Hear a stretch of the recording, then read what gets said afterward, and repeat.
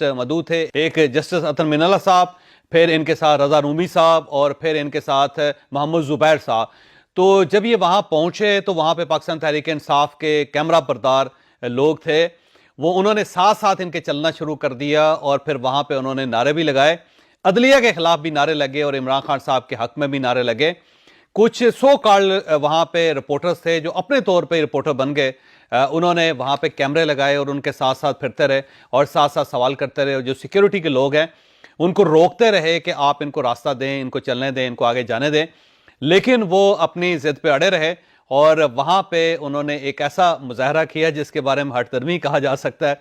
جس پہ انہوں نے راستہ دینے سے بھی انکار کر دیا۔ تو یہ جو ایک ٹرینڈ ہے پاکستان کے اندر اور پاکستان کے باہر کہ جہاں پہ کوئی شخص نظر آئے اپنا کیمرہ آن کریں اور اس کے پیچھے پیچھے چلنا شروع کر دیں اور پھر اس سے نامناسب سوال کرتے رہیں، میرا خیال ہے اس ٹرینڈ نے پاکستان کے مورل فائبر کو توڑ کے رکھ دیا ہے۔ تو اس چیز کو روکنا اور اس چیز کو روکنا بھی بہت زیادہ ضروری ہے، کیونکہ اگر یہ اس طرح سلسلہ چلتا رہا تو پھر نہ پاکستان کے اندر پاکستانیوں کی عزت بچے گی اور نہ ہی ملک سے باہر لوگوں کی عزت بچے گی۔ تو میرا خیال ہے جسٹس عطر من اللہ صاحب کو اندازہ ہو گیا ہوگا کہ کس طرح رویہ رکھا جاتا ہے پاکستان سے باہر، کس طرح لوگوں کے دروازوں پہ کھڑے ہو کے 2 سال تک گالیاں دی جاتی ہیں، کس طرح کوئی سیاستدان اگر اپنے گھر سے باہر جاتا ہے یا گلی میں کھڑا ہوتا ہے یا وہ کسی شاپنگ سینٹر میں نظر آتا ہے تو وہاں پہ لوگ کیا رویہ رکھتے ہیں۔ ہو سکتا ہے اسے وہ جمہوری رویہ سمجھتے ہوں، ہو سکتا ہے وہ یہ کہتے ہوں کہ ہم کوئی ایک کیمرے کے ساتھ جہاد کر رہے ہیں، ہو سکتا ہے وہ یہ کہتے ہوں کہ ہم سچ کا بول بولا کر رہے ہیں، ہو سکتا ہے یہ سب کچھ ہو،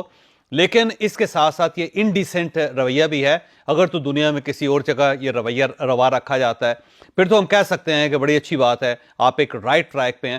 لیکن اگر دنیا میں کسی جگہ ایسا نہیں ہوتا اور صرف ہم پاکستانی یہ کر رہے ہیں تو پھر میرا خیال ہے ہم اپنی بے عزتی کا خود ہی ایک راستہ نکال رہے ہیں اور خود کو اپنے آپ کو بے عزت کر رہے ہیں۔ تو میرا نہیں خیال کہ اس ٹرینڈ کو آگے بڑھنا چاہیے۔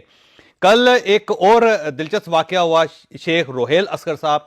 NA 121 سے الیکشن لڑ رہے ہیں لاہور سے، وہ کسی ایک کارنر میٹنگ پہ گئے اور وہاں پہ ایک ووٹر نے کھڑے ہو کے کہا کہ جناب یہ گلیاں بڑی گندی